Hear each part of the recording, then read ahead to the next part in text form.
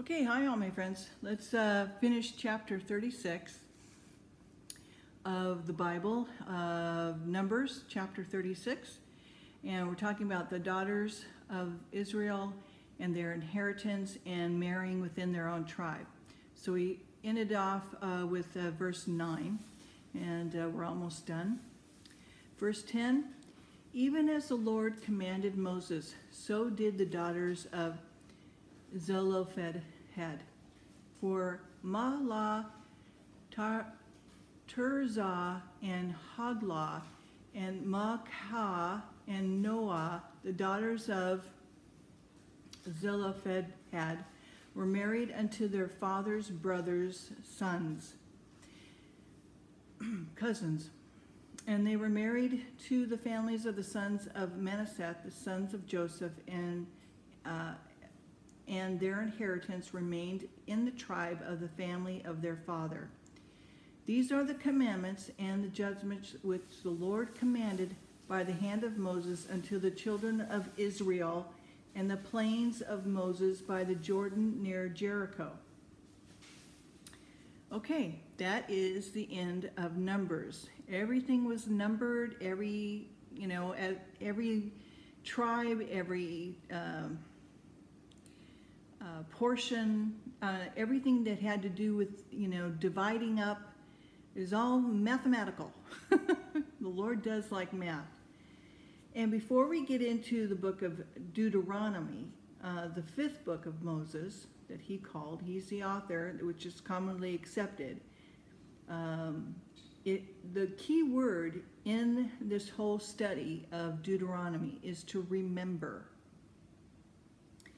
And that's what we sorely lack in the United States, is remembering our history and remembering things and remembering who God is and so forth. So the book of Deuteronomy, the author is Moses. It's derived from two Greek words, deuteros, meaning second, and nomos, meaning law, so the second law. The historical occasion is the former general of Israel had died in the wilderness. Hence, it was important that the law should be repleted and expounded to the new generation before they entered the promised land. The contents, the series of the discourses, the exhortations given by Moses on the plains of Moab before the crossing of the Jordan.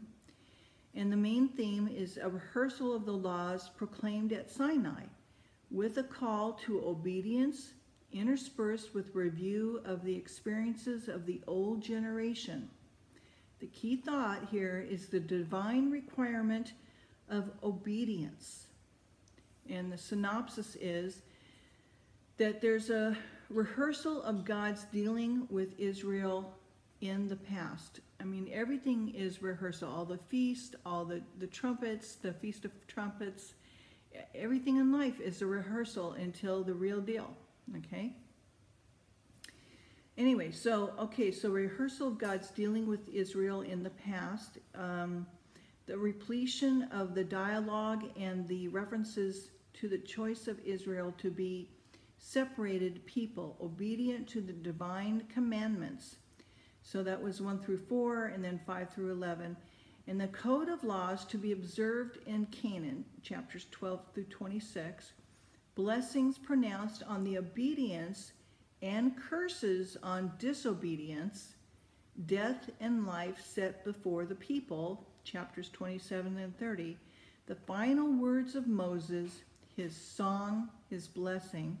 The supplemental account of the last vision of the death of Moses. Ooh, that should be very interesting. Keyword, remember. It is frequently repeated throughout the entire book. Remember the giving of the law. Remember the covenant. Remember the past slavery. Remember the great deliverance. Remember the divine leadership and supplies. Remember the sins of the past, remember the divine judgments, and remember the ancient days. Now, it is obviously important that we remember.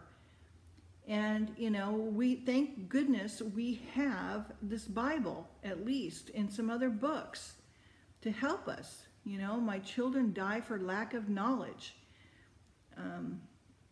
Okay, so a notable passage in here is the Great Commandment, and the importance of remembering God's Word.